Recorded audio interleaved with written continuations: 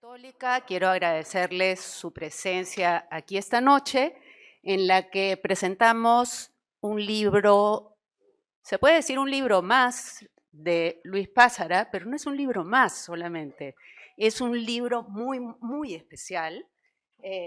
Creo que nos atañe a muchos de los que estamos acá, y en verdad a todos, porque todos llegamos a viejos algún día si tenemos suerte.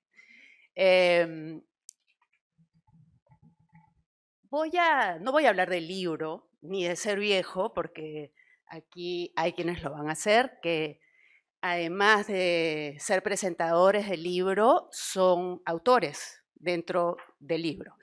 Y voy a hablar un poco de Luis Pázara como autor, como editor, como amigo y no como viejo, porque la vejez es un poco quedarse ya como parado. Y en el caso de Lucho, es una persona con muchos planes, siempre tiene un nuevo proyecto. Yo creo que tú no vas a ser viejo nunca, en realidad. Igual, eso es un cliché, la vejez está no en el cuerpo, sino en el alma, pero se aplica y sí sucede. Para presentar el libro, bueno, quiero decir también que Luis Pázara ha publicado varios libros con el Fondo Editorial, todos con mucho éxito. ¿Por qué no vivir en el Perú? Eh, el Perú como obsesión. Ya ni me acuerdo porque hemos publicado. ¿Qué país es este? Efectivamente, siempre girando en torno al tema del Perú, que es el tema que le apasiona, pero no solo le apasiona el Perú, le apasiona el ser humano. Les recuerdo apagar los celulares. Y este libro ya no es tanto del Perú, tanto así que algunos de los autores son extranjeros.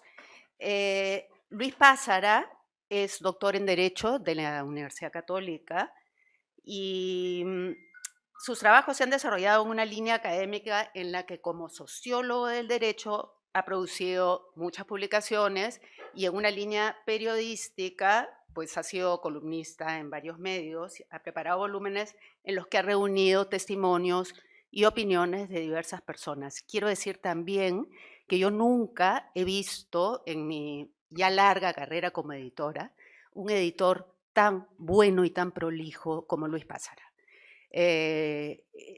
La manera en que enfrenta cada publicación y en la que planifica cada cosa y piensa qué cosa va a tener, yo no lo he visto nunca, sinceramente.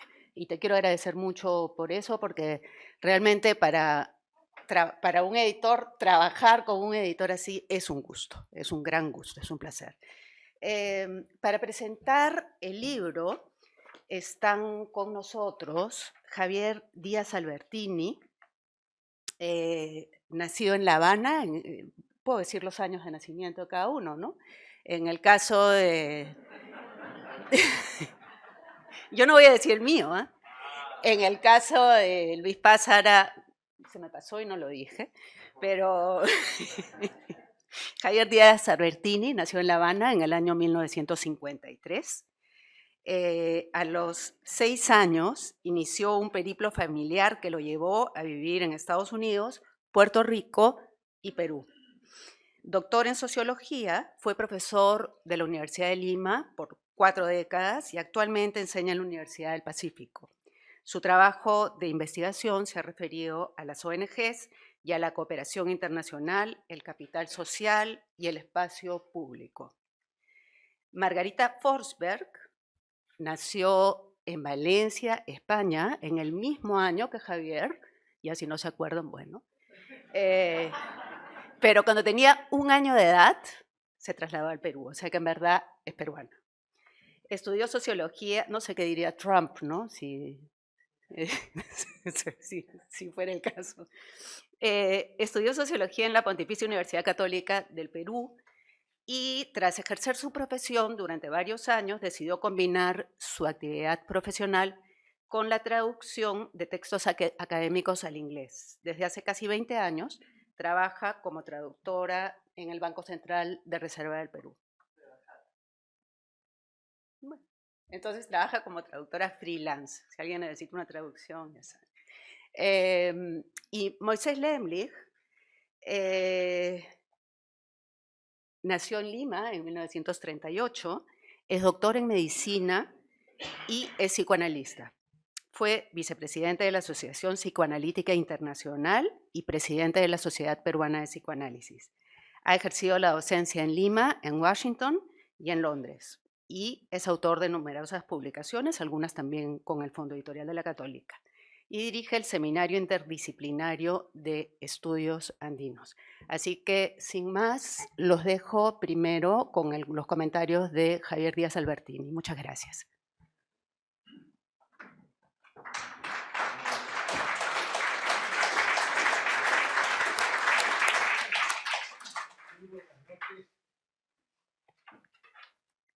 Yo imprimí el libro, yo soy un tío,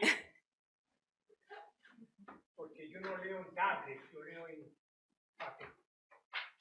Claro, algunos me van a acusar de un crimen ecológico, pero...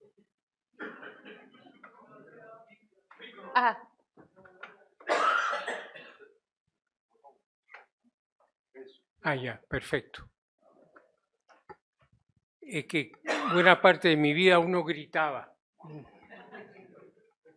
No, yo soy de la generación Tarzán, muy. Ya, entonces yo agradezco pues la invitación que recibí de Lucho para participar en este proyecto. Y él me pidió que hiciera 3 cosas en este comentario. Primero, hablar en general sobre el libro, después hablar de mi artículo en particular y después hablar sobre qué haría diferente en esos 14, 16 meses que se tardó en que terminé el artículo y que se ha publicado este. ¿No? En ese periodo si algo había cambiado.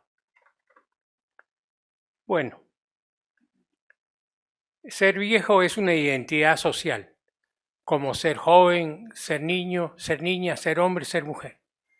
Y en la sociología sabemos que la identidad social son importantes 2 cosas. Primero, cómo se define esa identidad. ¿Qué significa ser viejo? ¿Qué significa ser hombre? ¿Qué significa ser mujer? ¿Qué significa ser niño? Y claro, es una cuestión nuevamente de poder. ¿Quién decide lo que significa ser cada una de estas cosas? Y en segundo lugar, ¿qué conciencia tenemos de esas definiciones? O sea, un bebé es un bebé, pero no tiene conciencia de ser bebé, entonces no tiene una identidad como tal. Nosotros acá, los autores, todos tenemos más de 65 años, que sí que todos somos viejos. O sea, la cuestión es cómo definimos la vejez y qué conciencia tenemos acerca de ella. Y bueno, alguien, cuando yo puse en Facebook que se iba a presentar este libro, alguien me dijo, no, mejor no voy a ir porque va a ser deprimente. Ya, si quiere yo le paso a Margarita porque lo que voy a decir es algo deprimente. O sea, una de las cosas que sí me ha pasado en los últimos meses es que me descubrieron un tumor cerebral. Entonces, desde que me descubrieron, tú sí puedes, sigue adelante, no. Odiaba esos mensajes de superación, etcétera, ¿no? Igual pasa con la vejez. No, si tú no eres viejo. Anita, que me cuida también, yo le digo, me dice, ¿cómo estás? Yo digo, uy, me siento viejo. Me dice, no, no digas eso, porque cree que si lo digo me voy a transformar en uno. No, ya lo soy.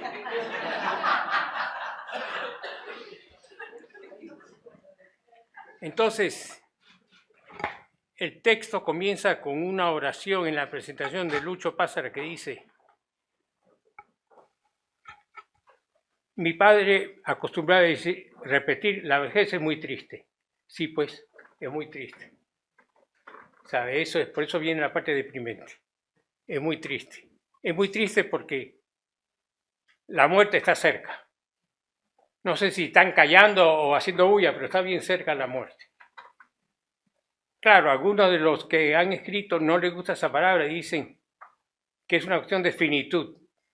Bueno, finitud, muerte, como quieran decirlo. Porque yo no sé qué otra forma, otros dicen de que terminó la fiesta, etcétera, ¿no? Pero la hecha es que es así. El cuerpo se vuelve marchito. Y como me dice una amiga, ella me dice, cuando voy al baño ya no me veo en el espejo cuando estoy desnuda. O sea, no quiere verse.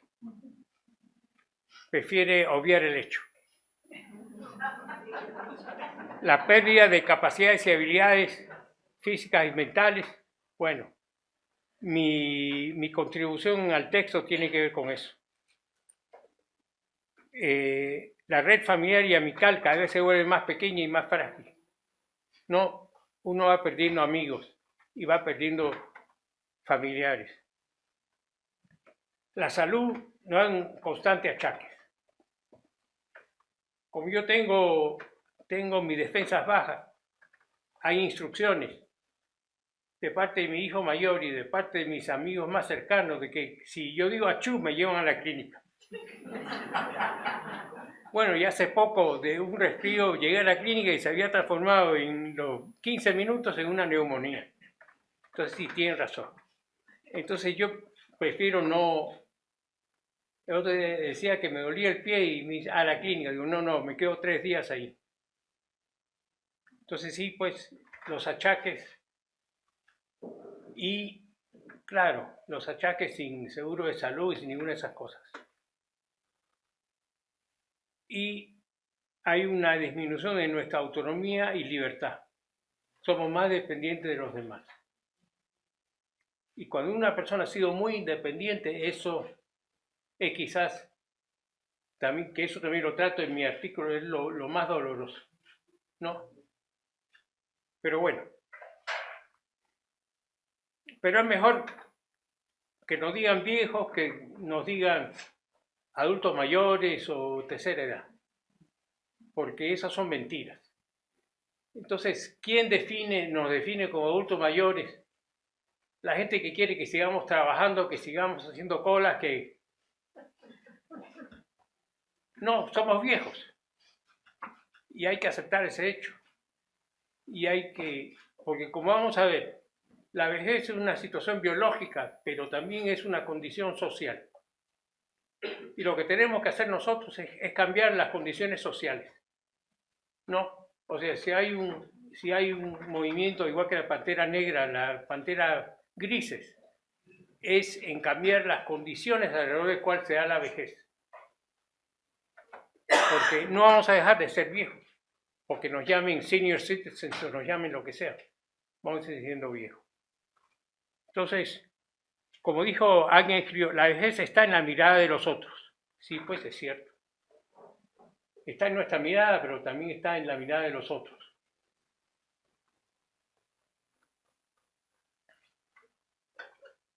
Ahora, eso no quiere decir que no hay formas de atenuar todo esto que he dicho.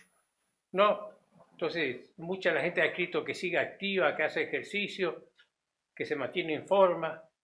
Hay mucha gente que dice que tienen una vida social ahora mucho más plena. Hay personas que dicen que están viajando, que ahora tienen más tiempo para hacer lo que quieren.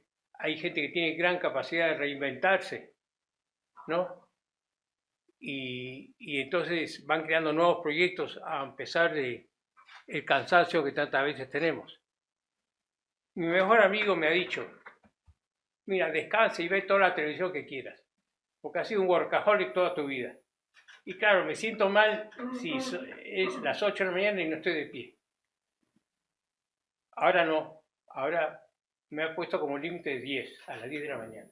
Ya de eso me parece, más de las 10 ya me parece que es ser totalmente ocioso.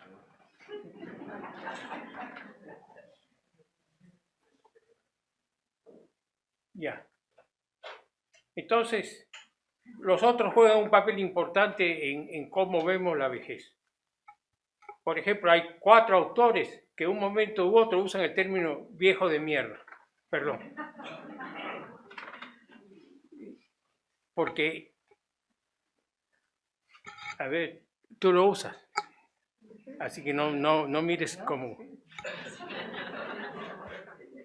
Yo por lo menos voy a leer lo que yo escribí sobre eso.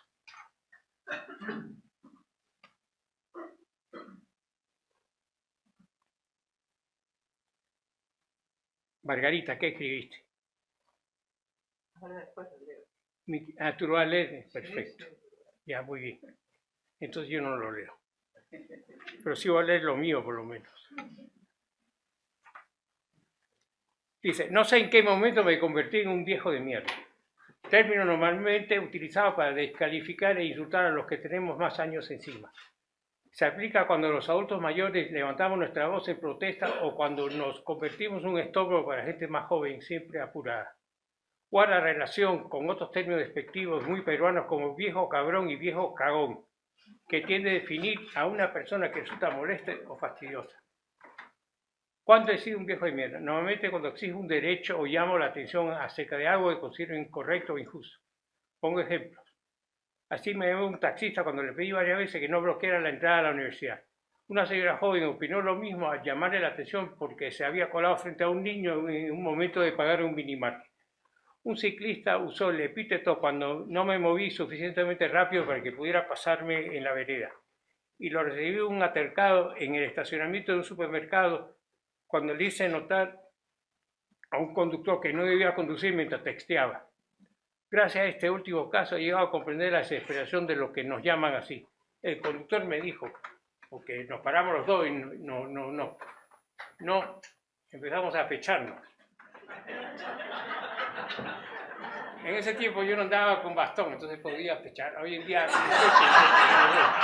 me voy al piso. Entonces, bueno, como decía, y me dijo, menos mal que eres un viejo de mierda, si no te sacaría la mugre ahora mismo. Entonces me di cuenta que ese era mi superpoder. Mi superpoder es ser vulnerable. Y entonces, no, o sea, puedo decir cualquier cosa y me van a amenazar, me van a insultar, pero no van a hacer mucho más. Porque todavía está muy mal visto que le peguen a un viejo. Entonces, por eso cuando me insultan alguna vez digo a mucha honra, porque viejo de mierda, digo a mucha honra. Me hace cobrar a mi madre, que evidentemente es más vieja que yo. Mi madre tiene 98 años y cuando la visito, ella vive en Tampa con una de mis hermanas. Íbamos a un restaurante y cruzábamos una avenida. Bueno, por lo menos era Estados Unidos y respetaban el cruce. Pero además ella iba bien lento.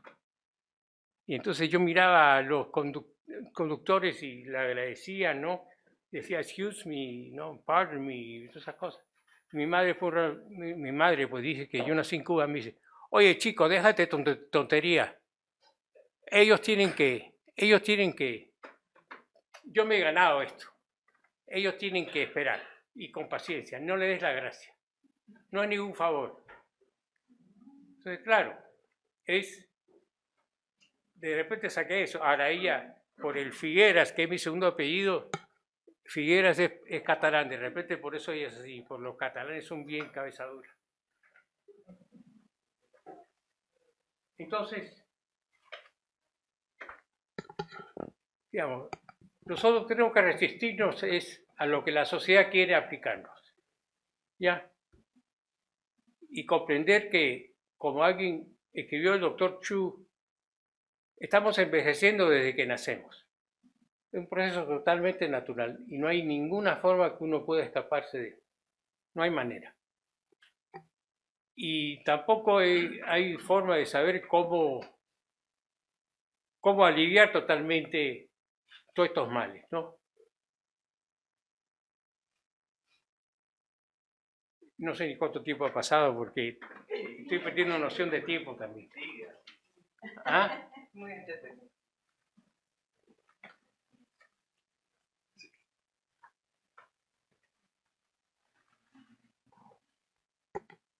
Entonces, ¿qué podemos hacer contra esto? Bueno, hay la cuestión con la vejez en 2025 es que es un problema personal, muy individual. Uno va envejeciendo y cada uno tiene su historia y cada uno tiene sus mecanismos y formas de...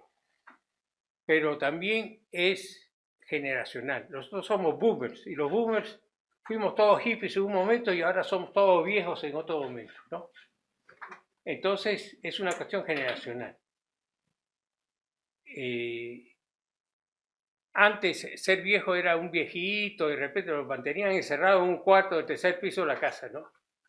Ahora los viejos te rodean por todas partes, ¿no? Y entonces, y por eso, gracias a eso, es que somos tantos los viejos, que se ha logrado que pongan rampas y hagan toda una serie de cuestiones. Porque antes al abuelito lo mantenías en la casa, ¿no? Y no lo ibas a sacar. Ahora no, ahora exige y ha logrado toda una serie de derechos. Pero eso es principalmente porque somos manchas, pues.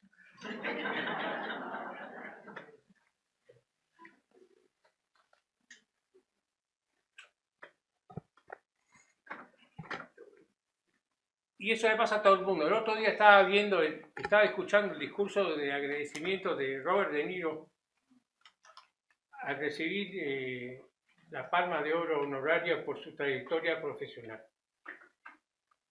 Y claro, dio un gran discurso y criticó a Trump, como le encanta hacer, pero yo le vi una mirada de tristeza. Porque si te dan un premio por tu trayectoria, significa que ya estás casi un pie de donde, ¿no? O sea, no se le da un premio de trayectoria a un velocista cuando ha corrido los 50 primeros metros, ¿no? Uy, hermano, has corrido muy bien. No, tienes que terminar la carrera, ¿sí o no? Y entonces ahí yo lo veía medio triste. Claro, tenía la cara que tiene, él tiene una cara como que si uno estuviera afeitándose. Entonces estaba, pero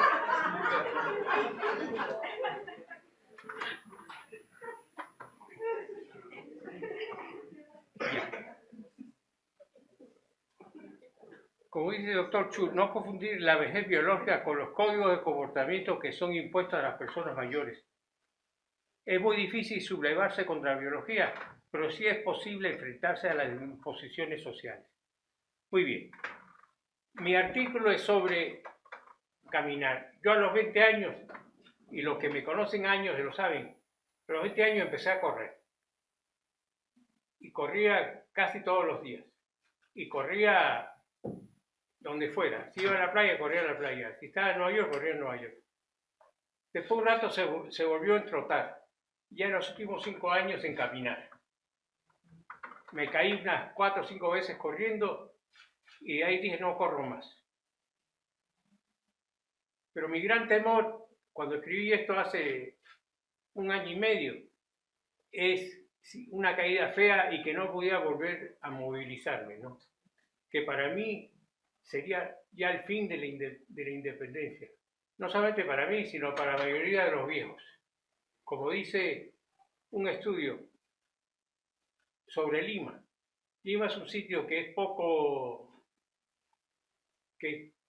no es nada amigable con los más vulnerables, con los niños y con los viejos. No, o sea, no nos respetan. Y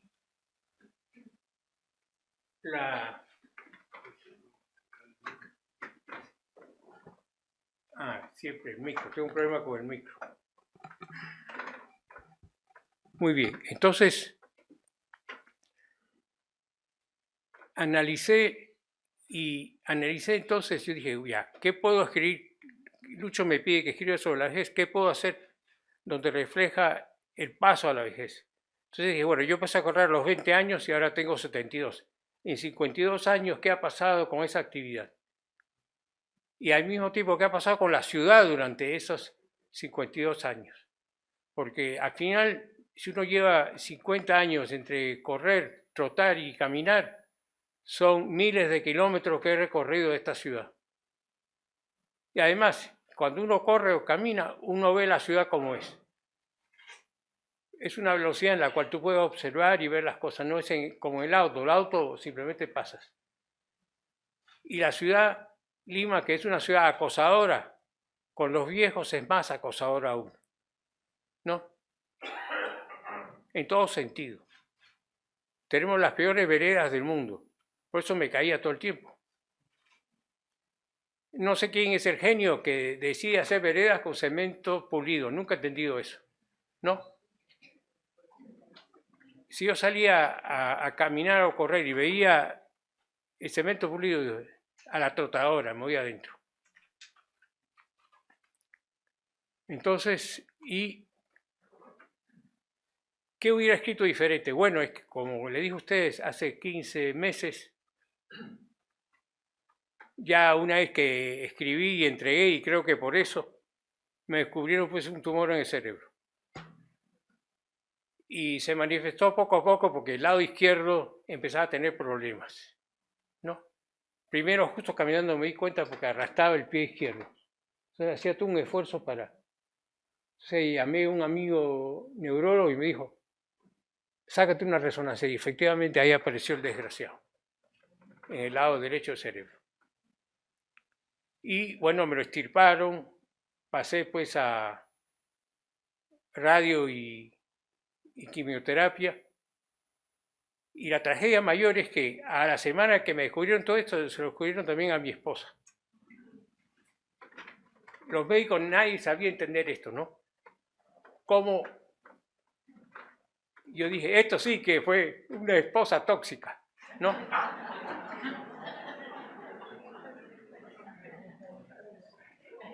Empezamos a revisar la casa, a ver si había asbesto, si había, ¿qué hay acá? No, ¿qué? Pero la parte no tan graciosa es que a ella su cáncer fue mucho más agresivo y entonces murió unos meses después. Que eso añade pues toda una serie diferente a mi noción de la vejez. Yo antes no pensé que iba a sentir solo, que iba a pasar la soledad, pero ahora, sin Raquel, pues evidentemente sí. Me siento solo y veo un futuro, a pesar de que tengo maravillosos amigos y mis hijos, digo, no. Entonces yo creo que hubiera escrito sobre la soledad en vez de sobre caminar. Y esto es lo que nos pasa pues en esta etapa de la vida. Cualquier cosita puede cambiar. O sea, cuando uno es jovencito, te matan los accidentes. Cuando uno está en mediana edad, te matan los infartos. Cuando uno supera los 60 años, te mata una enfermedad crónica lenta que te va quitando pues facultades, te va quitando cuestiones. Entonces, ahí uno tiene que, y ahí tienes que tener una fortaleza muy grande para poder. Por eso la gente me dice, no le temas a la muerte. Digo, no hay días que no le temo, sino que bienvenida. ¿No? Claro, aquí hay algunos psicoanalistas, no voy a decir eso. Si hay psiquiatras ya me pueden ya recetar de una vez. Entonces eso hubiera hecho diferente. Bueno, ya hablé demasiado. Muchas gracias por la paciencia y seguimos hablando.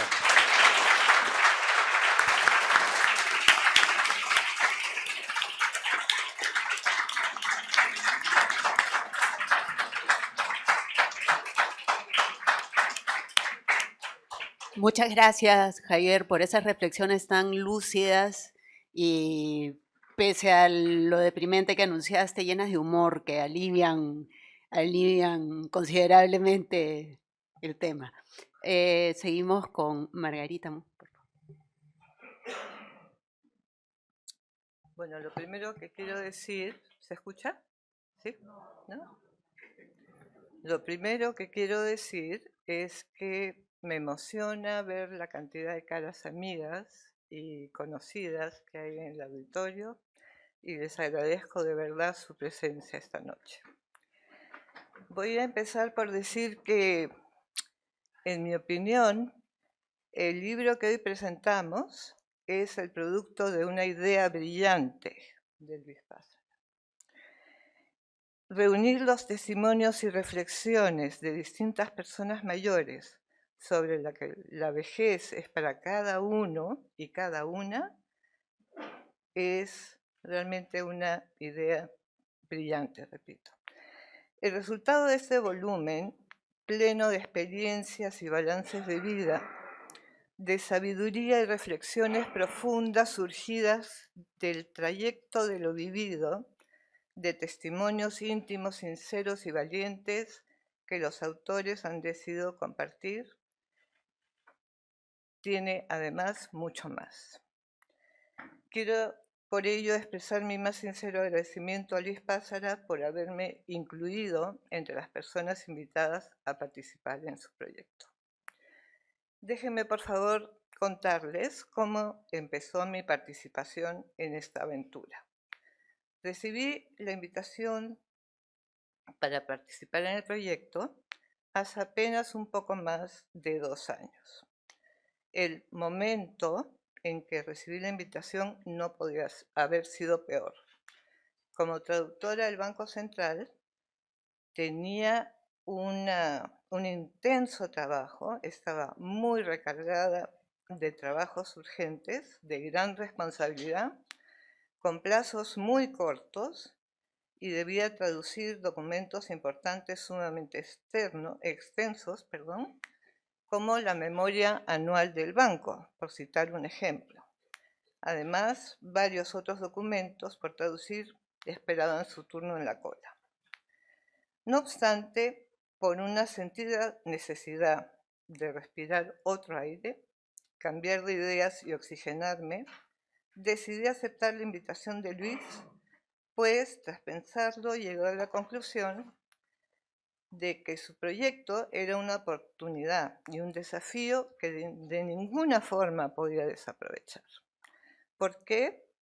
Porque era una invitación a convertirme un poco en filósofa, a hacer un alto en el tiempo cronológico y mental dedicado a mis obligaciones laborales y a permitirme un tiempo para dejar aflorar mis sentimientos, recuerdos, experiencias, para pensar y reflexionar sobre qué es hacerse viejo o ser viejo.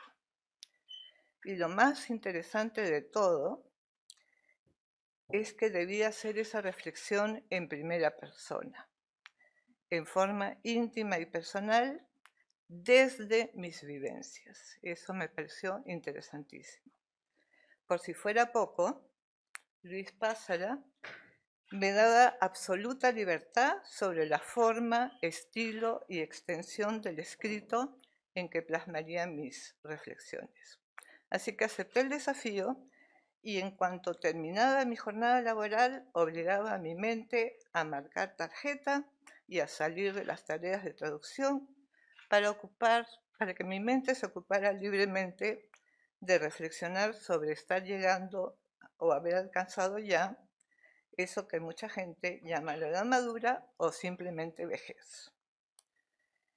Mis primeras reflexiones fueron surgiendo entonces tanto de observaciones, siempre me he considerado una buena observadora, de situaciones recientes, como del registro de recuerdos asociados.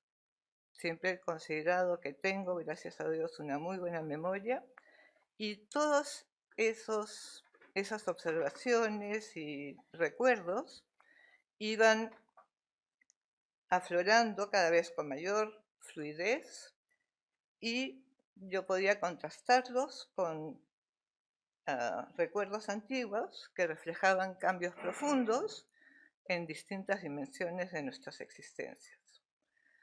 Lo primero que se fue pronunciando a manera de conclusión fue más bien un sentimiento. Coincido con Javier, lo expreso de otra manera. Sentir que en algún momento, o tal vez en muchos, no sé exactamente cuándo, ni cómo, ni dónde, fui sometida sin saberlo a un juicio en el que sin derecho a opinar se me declaró culpable del delito de tener cierta cantidad de años y fui sentenciada a ser recluida en la categoría de vieja con una condena de cadena perpetua. Ese sentir de la vejez como algo impuesto,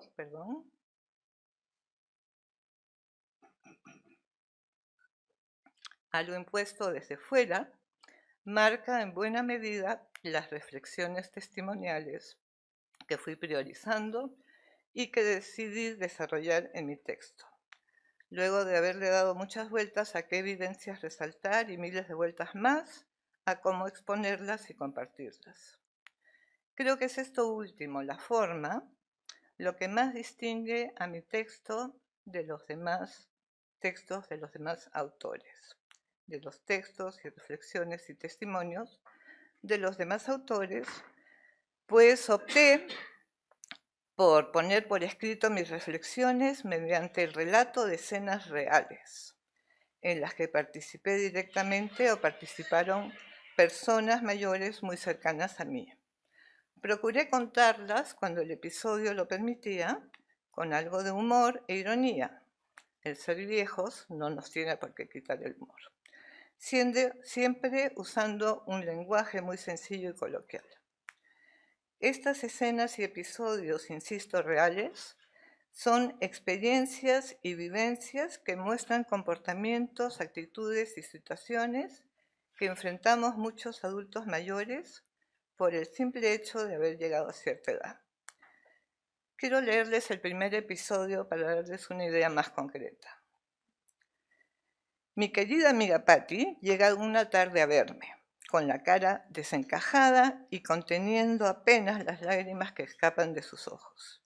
Ella, una persona de rostro dulce y sonriente, es una de las muchas mujeres que tomaron hace varios años la decisión de dejar de teñirse el pelo.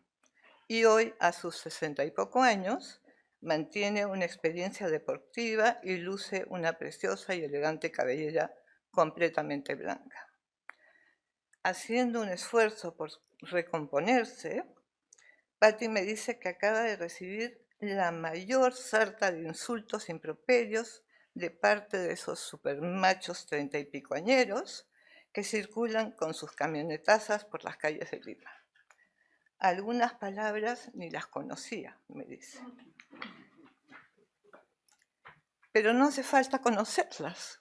El tono agresivo de los gritos y el musculoso brazo de gimnasio que agitaba ese hombre relativamente joven, acostumbrado a pasar siempre primero y a conducir su auto mientras al mismo tiempo revisa su teléfono celular y lee y escribe mensajes, eran más que elocuentes. ¿Qué había pasado? Luego de ir frenando gradualmente y de constatar que no venía ningún auto detrás ni a poca distancia, Patty puso la luz direccional de su auto para indicar que iba a doblar a la izquierda, cuando algún conductor de los que circulan en sentido contrario se apiadara de ella y la dejara cruzar. De pronto escuchó un fuerte chirrido de llantas y después de unos segundos y unas cuantas maniobras, el amo de las pistas, que había estado a punto de embestirla por detrás, con su camionetaza, bajó la ventana, sacó medio cuerpo por ella y empezó a vociferar los insultos más inimaginables que se nos puedan ocurrir. Y cerró la recatafila con un sonorísimo "vieja de mierda". ¿Qué les ocurre a estos chicos?, me pregunta Patty, y luego añade: te confieso que no sé qué me ha dolido más, si todos esos insultos que no merezco o que me hayan gritado vieja. Y acá viene la frase que quería citar, que quería leer Javier. La vejez es una mierda. Es una frase muchas veces dicha.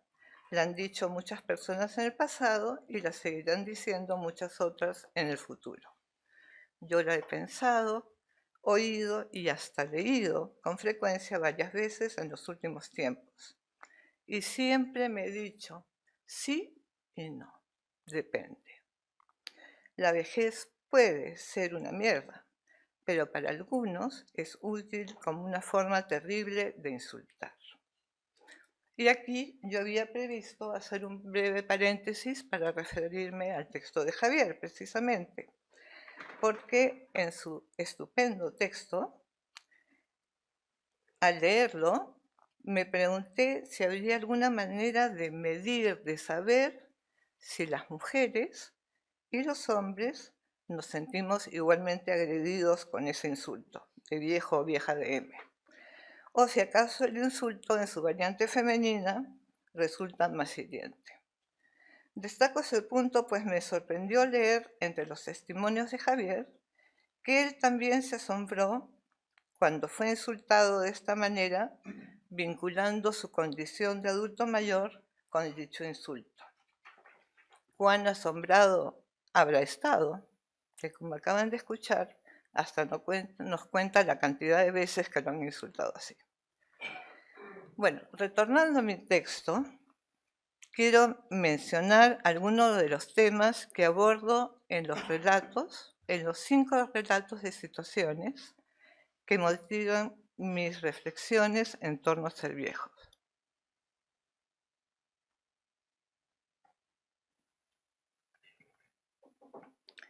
Estos temas son, entre otros, el maltrato y falta de respeto de los jóvenes, el cómo nos vemos a nosotros mismos y cómo nos perciben los demás, la creciente invisibilidad de los viejos, el rezago tecnológico y la discriminación tecnológica a la que se ven sometidos, 2 caras de la misma moneda, y el descarte social por vulnerabilidades que surgen con la vejez.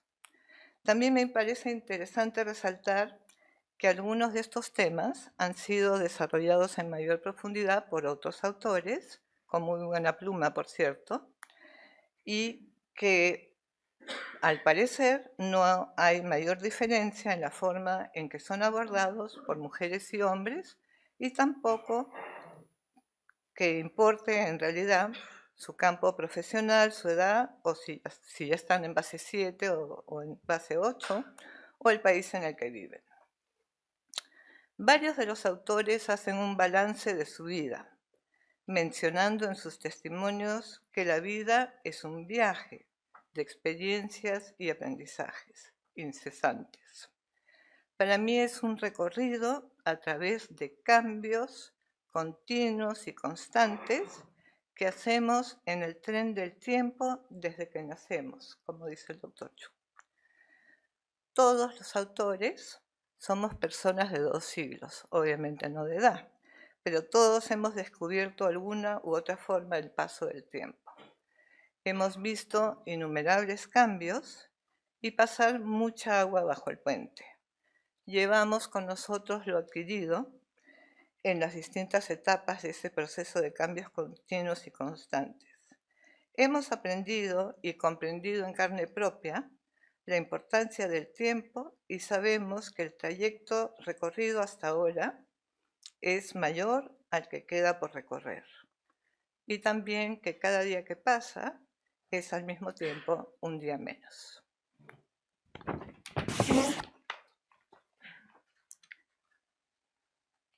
También hemos experimentado distintas formas de percibir el transcurrir del tiempo y hemos llegado a pensar, a saber, a sentir y a creer que es verdad, que 20 años no es nada y que la vida es eterna en 5 minutos, como nos recuerdan Gardel y Víctor Jara. Para terminar, por último, quiero explicar por qué siempre he respondido depende al escuchar la frase famosa de que la vejez es una mierda. Para ello quiero leerles mi último relato. Una de mis amigas, Marian, vive en Europa desde hace muchos años. Se jubiló tempranamente, sus hijos viven con sus familias y hoy puede darse el lujo de venir de visita todos los años al Perú. A veces viene incluso más de una vez al año. Nos encanta la playa ambas, y cuando viene en verano vamos juntas cada vez que podemos. Un día en la playa me preguntó si conocía a alguien a quien llamaremos Tato. Como en las películas, algunos nombres han sido cambiados para proteger a los inocentes. Cuando le contesté que no me sonaba ese nombre, me contó que era un amigo que había conocido en nuestros primeros años de universidad y que había vuelto a encontrarse con él en su último viaje. Mientras relataba con detalles cómo se habían conocido y la atracción mutua que habían sentido, yo percibía en el rostro de mi amiga con toda claridad que reconstruía vívidamente momentos muy gratos para ella. La atracción entre ellos se había actualizado en su último encuentro. Pero mientras seguía hablando, no pude evitar reconocer cierto brillo en sus ojos, ciertos gestos de adolescente un tanto pícara, algunos movimientos diferentes de su torso y sus manos, cierta entonación juvenil en sus palabras. De hecho, con el relato, mi amiga había recobrado una postura juvenil, una actitud juvenil. Y creo haber reconocido varios de esos gestos y expresiones porque los conozco y con frecuencia me asombran cuando tomo conciencia de ellos. Mi madre me dijo muchas veces durante sus últimos años, como queriendo transmitirme una de las más grandes verdades que había llegado a conocer en su vida. El cuerpo envejece, la mente no. Uno puede sentir que el tiempo transcurre mucho más rápido que cuando éramos niños o jóvenes. Médicos y especialistas dicen que esto es un indicador de vejez. Uno también puede acumular muchos conocimientos sobre distintas materias o convertirse en experto en algún campo, pero eso es parte del ámbito cognitivo de la mente y es un hecho innegable que nuestros conocimientos también pueden envejecer. Pero existe otro ámbito de la mente que alcanza cierto grado de madurez y de algún modo permanece en esencia joven. Y no tiene que ver necesariamente con la sensación maravillosa de encantamiento que nos produce el enamoramiento, ni con un reencuentro con un viejo amor o un galanteo muy tentador que nos hace sentirnos atractivos, tengamos la edad que tengamos. En verdad, no sé cómo llamar a ese ámbito atemporal de nuestra mente, pero sé que está ahí. Y pienso como mi madre que el cuerpo envejece, pero la mente no. Es posible que algunas personas estemos más conectadas que otras con todas nuestras vivencias, que tengamos ese ámbito atemporal más a flor de piel, si cabe la expresión. Pero estoy segura de que todos lo hemos experimentado en algún momento y podemos reconocerlo como parte de nuestra esencia. Los viejos seguimos teniendo ganas de vivir gracias a nuestra mente.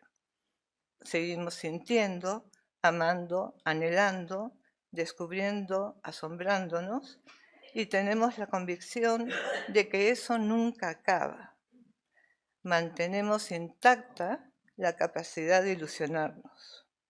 De alguna manera, todos siempre somos jóvenes. Muchas gracias.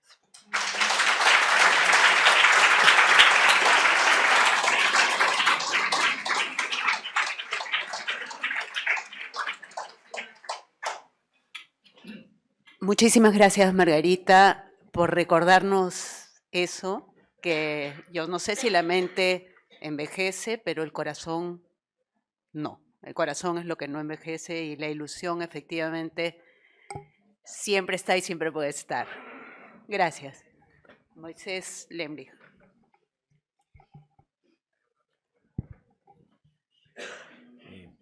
Voy a permitirme una pequeña introducción.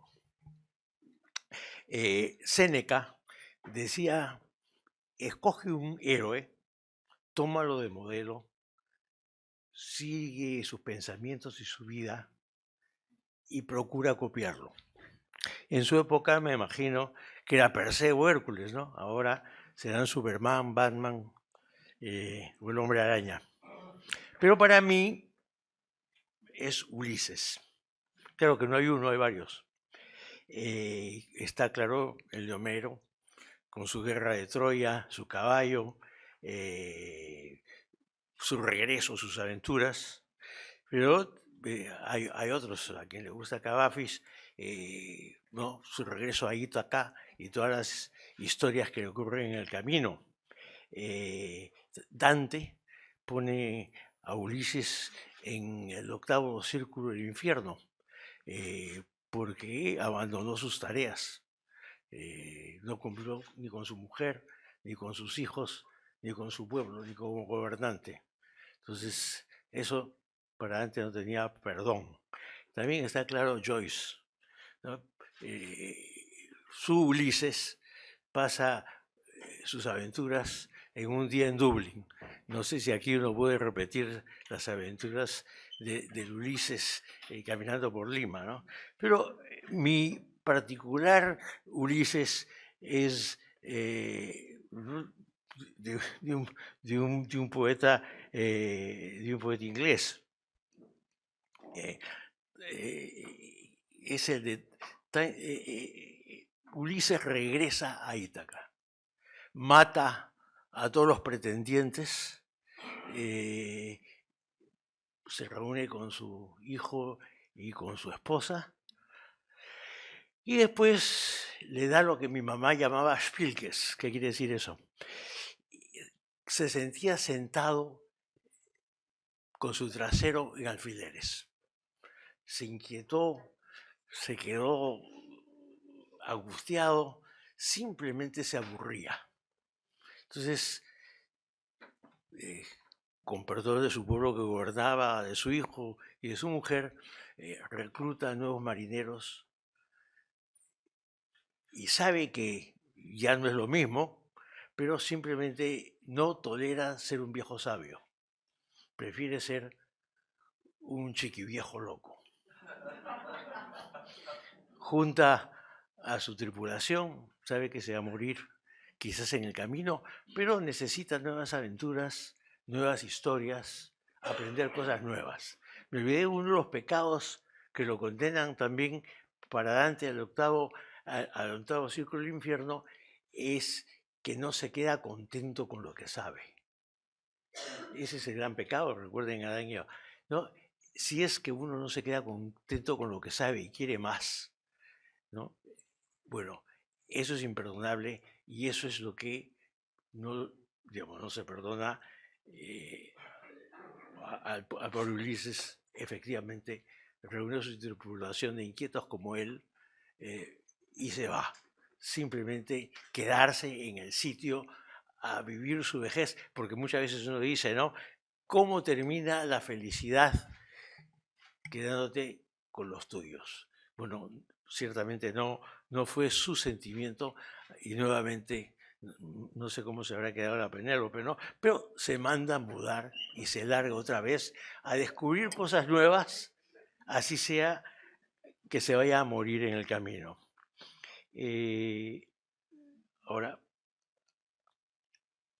lo dejo ahí. Me recuerdo aquí tengo una cita de Cueto, ¿no? Que dice: estoy viejo, pero no soy un viejo. Me imagino que es lo que le pasó al pobre Ulises. Ahora, el libro. Primero, yo también soy un editor, no voy a competir con Patricia, pero de afición. Y quiero decir del libro. ¿No se oye? ¿Ahora? Sí, ya. Entonces, primero tengo que decir, no es la primera vez que aparezco en un libro del fondo editorial, ¿no? Tercera, cuarta, no sé, ya me olvidé. Pero de todas maneras, siempre es un placer estar en uno de los libros del fondo editorial. Eficiencia, calidad, impecable. Es un libro bonito, y a mí me importa mucho que un libro sea bonito, y bien leíble.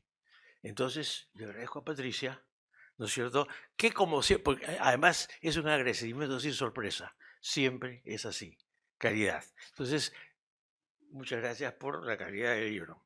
Y lo segundo, claro, el libro en sí. No es la primera vez, la segunda vez que me llama la primera vez es un libro que se llamaba ¿Qué país es este?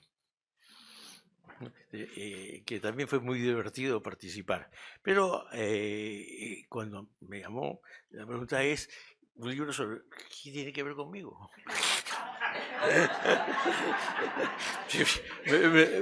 Me asombró, pero en fin, dirá, pues no sé, ¿no? Era mi duda.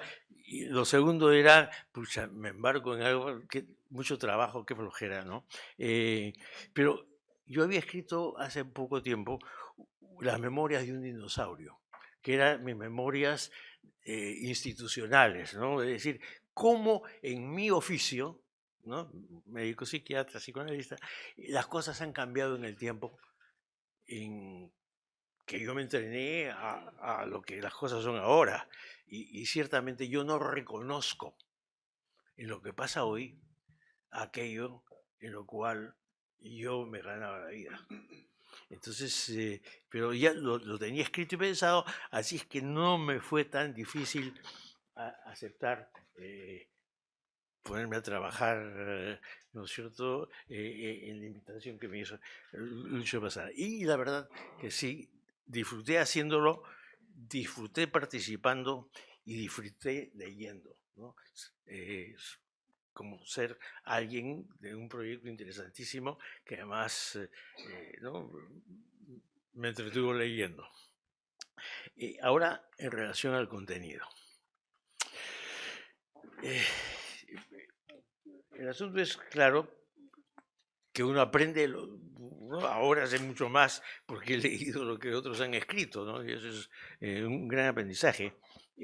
Pero lo que sí está claro para mí, las cosas que cortan a través de todos los autores, es que la vejez, y eso lo dice, aquí repito algunas cosas de otros, la vejez llega lento, pero se instala abruptamente.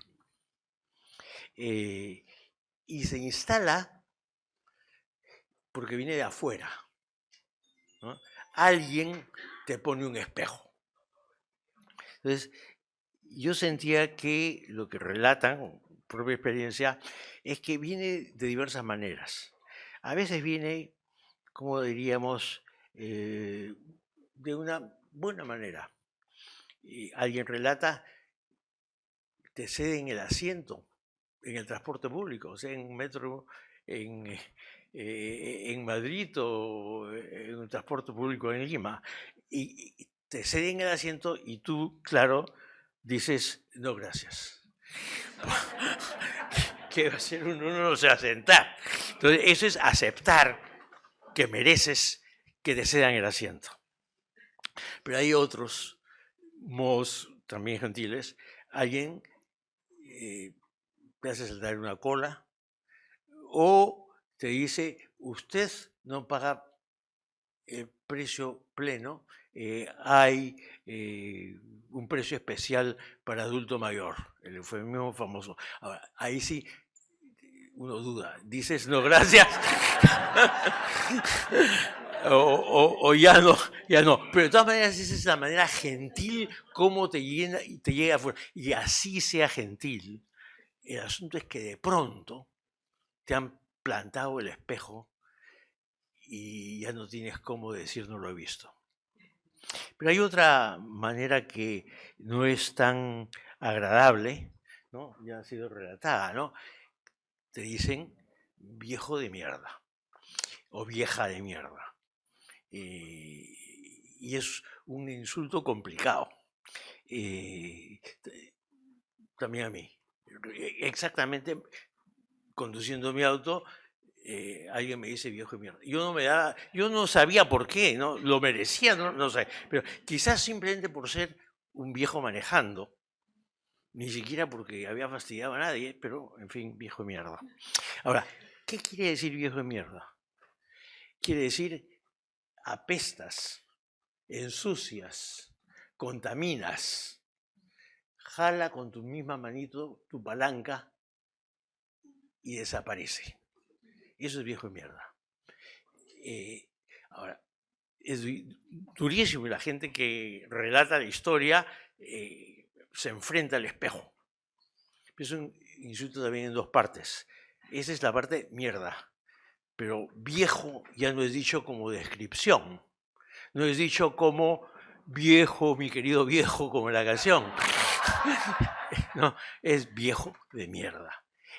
en donde viejo como insulto y mierda como esfúmate, desaparece, haz como los esquimales, sin fastidiar la paciencia, te vas a la tundra y te mueres. Ahora, lo de mierda, para mí no era tan terrible, tengo que confesar, porque digamos, desde chico, desde el colegio, siempre me viene a la cabeza lo de judío de mierda. Entonces ya lo manejaba más fácilmente, porque en mi cabeza podía decir, ¿sabes qué? Cómete tu mierda, ¿no? Eso sí podía decir, pero viejo mierda, sí es más difícil, por lo menos para mí, de manejar. Pero creo que también es el espejo, ¿no? Entonces, uno asume, ¿cómo es? La vejez, la adultez mayor, no sé, ¿no? Dolorosamente porque viene de afuera, ¿no? No es que uno discreta e inteligentemente va asumiendo poco a poco, ¿no? Pero en fin, ese espejo para mí vino de otra manera, tengo que contarlo. El espejo llegó mientras me empujaban en mi silla de ruedas hacia la emergencia de la clínica de Delgado. Llegué en lo que después fue una fibrilación auricular, medio no sabiendo qué pasaba, y escuchando a la enfermera decir, apúrense que si nos demoramos no llega.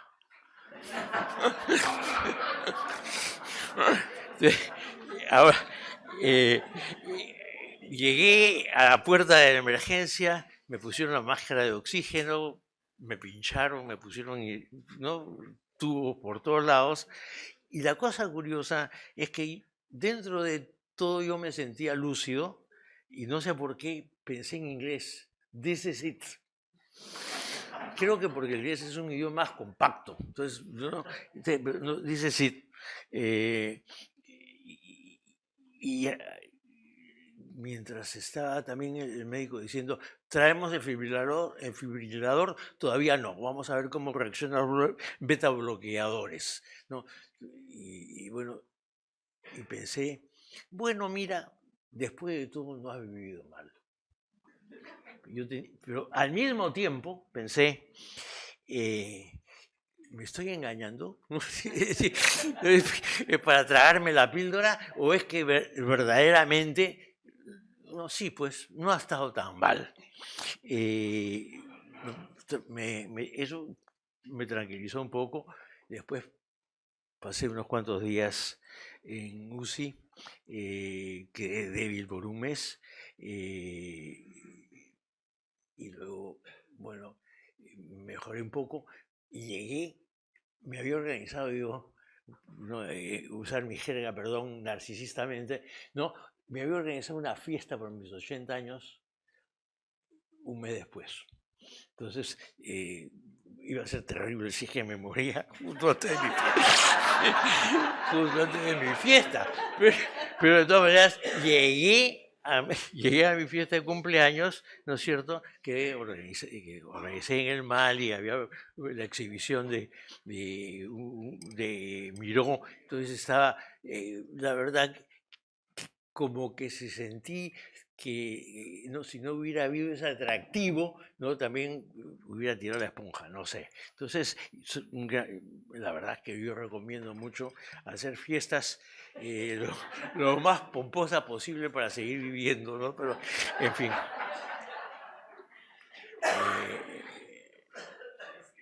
Bueno, lo que yo pienso es que se me ocurre el Chavo del Ocho, ¿no?, que uno llega a eso sin saber sabiendo, ¿no? La verdad es que uno sabe, pero no sabe, o no quiere saber. Es lo mismo que cuando uno se mira al espejo y uno sabe que se va a morir, pero uno dice, yo seré la excepción. No, la verdad es que uno no cree lo que sabe.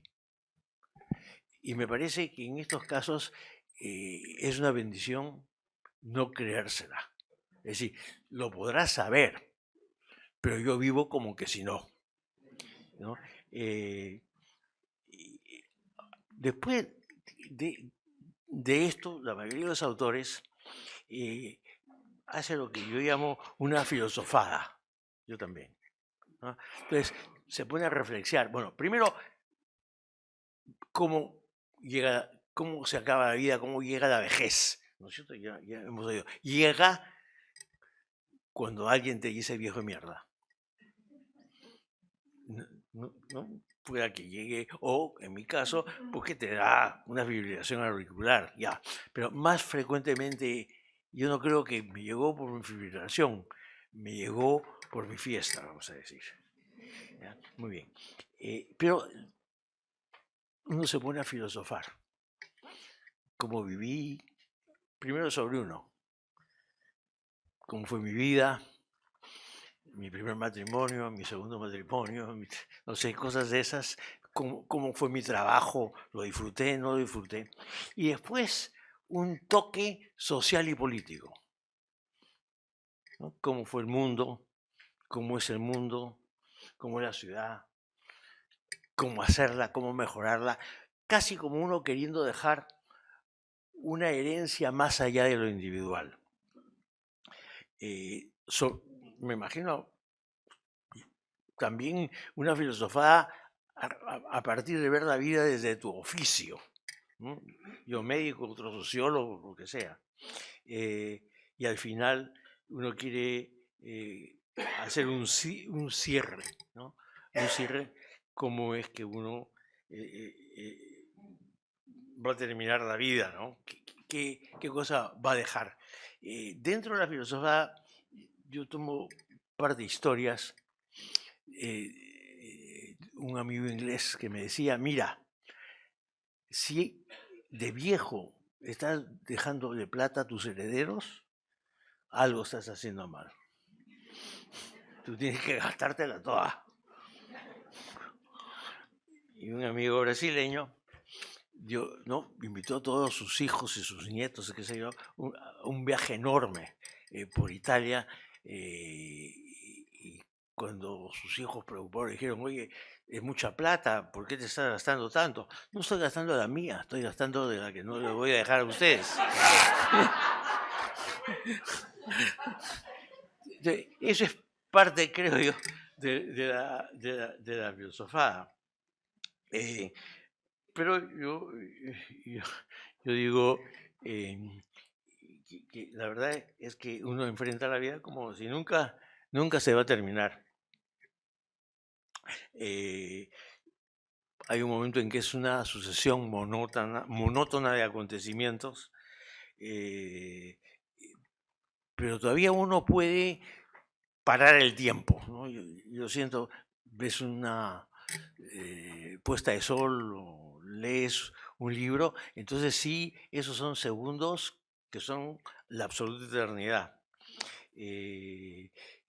una epifanía.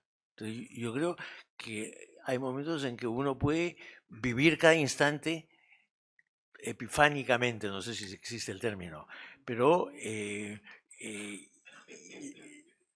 ya no es en la longitud del tiempo, sino en la intensidad de la experiencia. Eso es lo que uno puede hacer, ¿no? Pero uno, ¿no?, ya se da cuenta que no queda mucho. Yo me engaño en la profundidad compensando la longitud,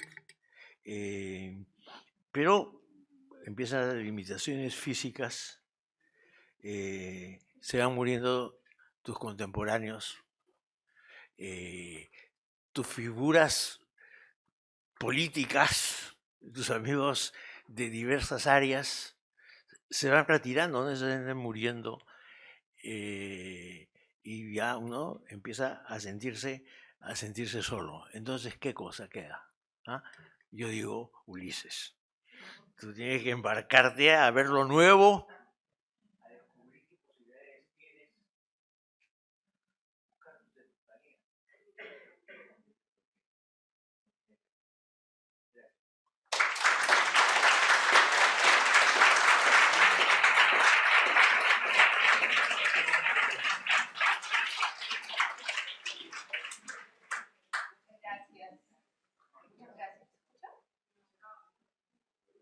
Muchas gracias, Moisés. Sobre todo recordarnos que hay que celebrar, y hay que celebrar la vida, y por qué no celebrar la vejez también. Y celebrar y gastar. Mi madre tiene 95 años, evidentemente los celebramos por todo lo alto, todo lo que pudimos, y cada vez que mi mamá me has hecho acordar con lo que has mencionado, mi mamá siempre decía, yo le decía, pero mamá, mejor guardar pan para mayo. Dice, ¿y para qué? ¿Para hacerla más rica del cementerio? ¿No? Y me hace acordar eso también. Bueno, muchas gracias. Y ahora sí, Lucho Pázara con... Gracias. Patricia ha admitido el dato que puso en manifiesto en todos los demás. Nací en Lima en 1944. Había citado ya una frase mía de la introducción que voy a repetir acá. Es que mi padre acostumbraba a repetir siempre: la vejez es muy triste. Él murió algo prematuramente sin darme oportunidad para preguntarle a qué se refería con esta expresión. Esto es, ¿por qué asociaba la vejez con una condición lastimera? Quizás se refiriese a la condición económica de muchos de aquellos que conoció y vio sobrevivir, sí, pero en la estrechez, recurriendo a la ayuda de otros, situación que él deploraba como la necesidad de estirar la mano, según se decía. ¿O acaso aludiera a los problemas de salud que acompañan al envejecimiento, que son inevitables, y que en tiempos de mi padre encontraban menos remedio que hoy, colocando así al viejo en una sobrevivencia teñida de sufrimiento? Es probable que el haber escuchado las expresiones de mi padre en torno a la vejez me sembraran una inquietud que no he despejado del todo al llegar yo mismo a esta etapa. Una de las dificultades para afrontarla corresponde a la inadvertencia acerca de lo que significa y conlleva. A diferencia de lo que ocurre con la adolescencia, respecto a la cual es lugar común considerarla como una fase difícil, que requiere un complejo esfuerzo de adaptación, etc., nadie nos advierte de que la vejez supone dejar atrás buena parte de lo que ha sido nuestra vida, tareas, intereses, preocupaciones, más claramente en los hombres que en las mujeres, para adecuarse a condiciones muy distintas.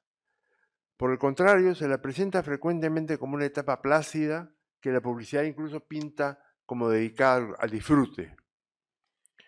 Vivir la vejez, creo yo, implica el descubrimiento no siempre grato de que se trata de algo muy diferente, que conlleva pérdida de capacidades, pero que también puede situarnos, aun cuando no sea frente al espejo, mejor que otros momentos de la vida para realizar determinados propósitos.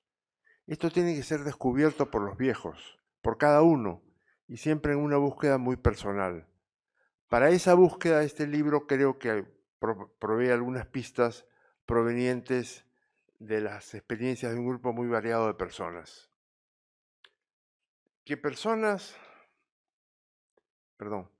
Años atrás el término viejo estuvo reservado, como decía bien Javier Díaz Albertini, para la persona que quedaba fuera del camino, quizás no tanto por las limitaciones propias de la edad, sino porque la percepción social consideraba al viejo como aquel que quedaba al margen de la vida normal y apartado, quizá en una habitación del tercer piso, esperaba el fin de sus días. En la actualidad la situación de los mayores ha cambiado en buena medida debido a que a los avances médicos han venido a combatir achaques y dolencias sin lograr eliminarlos, pero aliviándolos hasta el punto de hacerlos más bien llevaderos. Como consecuencia, muchos somos los viejos que nos hemos mantenido activos, en ocasiones porque no se encuentra una forma más tranquila para sobrevivir y a veces de una manera algo forzada que busca permanecer a la par de gentes de menos edad. De diversas maneras seguimos haciendo una vida, si no equivalente a la de quienes se encuentran en la plenitud de su vida, cuando menos lejana al retraimiento de otra época. Este importante cambio se respalda en el hecho de que los viejos somos cada vez más, tanto en los países llamados desarrollados como aquellos que no lo son, que es el caso nuestro. No obstante, en la percepción de algunos, o quizá de muchos, vejez y viejo conservan una connotación propia de la minusvalía. De allí probablemente provenga la negativa a aceptarse como viejo.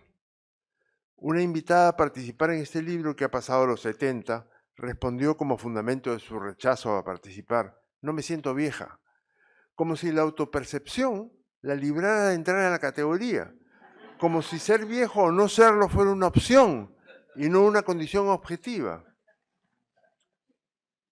Que personas llegadas a una edad en la que aparecen limitaciones de varios tipos rechacen el ser viejos puede ser explicado desde dos vertientes. La primera es no aceptar que uno sea colocado en un casillero que está en la vecindad de lo inservible. La segunda es la renuencia a reconocer ante uno mismo que se ha iniciado naturalmente una declinación en funciones y en capacidades propia de esta etapa de la vida que desde siempre se conoce como la vejez. Pero este proyecto no pretendía ser una investigación, ni los convocados, todos mayores de 65 años, salvo una excepción que está esta noche presente entre nosotros, lo fueron con los criterios de una muestra representativa del universo de adultos mayores. Por lo mismo, los sectores sociales pobres o cercanos a la pobreza no están representados en este conjunto. Los listados fueron incluidos a partir de una cierta relación de amistad o de conocimiento con quien cursaba la invitación. A ellos se incorporó a personas destacadas en su campo que me fueron sugeridas. Se buscó como participante a quien pudiera ofrecer desde sus propias vivencias, y como ha recordado Margarita, y con el auxilio de un conjunto de preguntas provocadoras que explican las varias referencias a Simone de Beauvoir en algunas respuestas, una reflexión de cierto interés, sobre todo con miras a ser transmitida a otros, dado que al fin y al cabo, y salvo algún percance, todos estamos destinados a ser viejos, y porque así como no se nos enseñó a ser jóvenes adultos, tampoco se nos preparó para vivir la vejez. ¿Acaso el resultado puede ser útil en esta dirección? Lo digo entonces más allá de este público de canas que tenemos esta noche. Este libro es pues producto de una indagación entre viejos y viejas a quienes se pidió compartir con el lector su mirada acerca de sí mismos y de otros temas propios de su condición. En el volumen se intercala entre los testimonios algunos fragmentos literarios y las letras de algunas canciones en las que aparece el tema de la eufemísticamente llamada tercera edad, que así intenta presentarse desde más de un ángulo. ¿Qué nos dicen los testimonios? Sin ánimo de llegar a conclusiones que corren a cargo del lector, puede ser de interés puntualizar algunos de los señalamientos elaborados por los participantes. Uno muy llamativo es que, a diferencia de aquella imagen que inspira los versos de Felipe Pingle en el vals El espejo de mi vida, que está en el libro, el viejo toma conciencia de serlo a partir de gestos que pueden ser de deferencia, como es el caso del asiento, o de maltrato, como es el caso del viejo de mierda, siempre provenientes de los otros. Achaques y enfermedades no parecen ser suficientes para sentirse viejo. Quienes no lo son han de enrostrarlo a quien lo es. Y entonces sí, en tanto se me ve como viejo, he de ser viejo. Varios de los testimonios se refieren a la relación con los jóvenes, que si no es de conflicto, cuando menos es de distancia y de una comunicación sin duda insuficiente. Se denuncia que las generaciones actuales no parecen creer que tienen algo que aprender de nosotros, y se alude, quizá debido a una falsa reconstrucción de la memoria, a que en el pasado no fue así, que antes se escuchaba a los mayores de un modo que hoy no existe. En suma, se alega, el viejo vive más años pero con menor o ningún reconocimiento. El punto es controvertible, pero abre el debate acerca de cuánto ha cambiado socialmente esa condición de ser viejo. Algunos sostienen que mucho, pero otros se apoyan en textos literarios para mostrar que poco ha cambiado.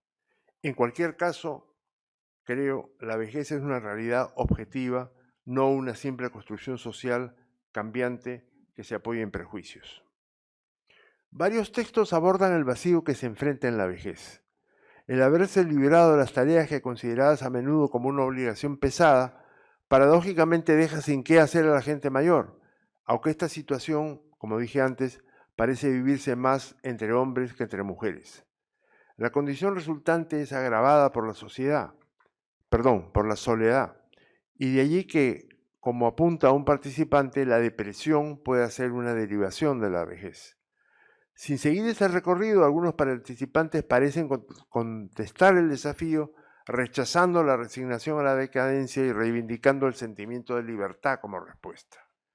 Finalmente, desde el reconocimiento de la proximidad de la muerte, de que los viejos al fin y al cabo somos sobrevivientes, otro punto de interés es la voluntad de vivir solo mientras se tenga facultades. Incluso algunos textos reclaman la eutanasia como un derecho a ser ejercido cuando se carezca de ellas. Voy a añadir algo que no había preparado por escrito y que salta de la... Vas a poner modo avión. Y que salta de las intervenciones que ha habido en el debate, que es el tema del viejo de mierda, que no me pareció tan significativo, pero por lo que he oído esta noche parece que lo es. Yo quiero hacer notar que en este país, donde nos despreciamos los unos a los otros, no solamente hay viejos de mierda, hay cholos de mierda, hay negras de mierda. Es decir, es parte del desprecio en general que viven las relaciones sociales en este país, ¿no? Entonces, no sé, pero no me parece tan peculiar de la condición de viejos. No solo a nosotros se nos mierdea, se nos mierdeamos en general, ¿no? De los 25 testimonios reunidos, algo menos de la mitad corresponden a nacidos en el Perú. 6 provienen de oriundos de otros países latinoamericanos y son 7 los de origen europeo o estadounidense. Al abrir la muestra a diversos países de origen, se ha intentado evitar el riesgo de convocar a gentes cuyo entorno nacional determine de alguna manera las respuestas. Además de editor, también contribuido con un texto que corre dos riesgos. De un lado, acaso se haya extendido demasiado hasta rozar peligrosamente el perfil de un adelanto de memorias que muestran mis no pocas cavilaciones en torno al tema. De otro, a diferencia de la mayor parte de las contribuciones al volumen, bordea un tono intimista que viniendo de mí probablemente tenga algo de sorprendente. A mitad de camino surgió la idea de intercalar entre las respuestas recibidas algunos textos de diversa naturaleza, literarios y artísticos, que mostraran el tratamiento social dado al asunto. Así, al efecto se ha recurrido a textos como uno que corresponde al fundador de nuestra lengua, el de Jorge Manrique, en el siglo XV, con ocasión de la muerte de su padre, y que es un clásico de nuestra literatura, como aquel doloroso vals peruano de Felipe Pinlo, o a un triste bolero de Daniel Santos. Escogí también trozos de una entrevista de Mario Campos a Martín Adán y algunas de las prosas apátridas de Julio Ramón Ribeiro.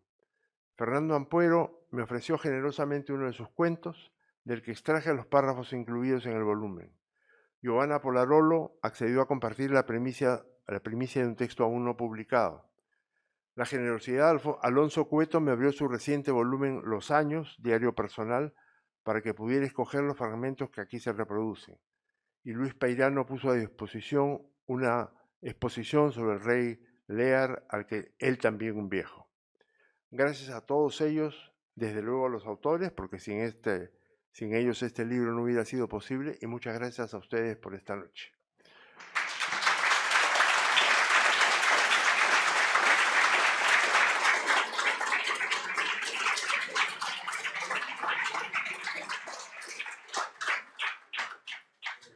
Muchas gracias, Lucho, gracias, Javier, Margarita, Moisés, gracias a todos ustedes por haber venido.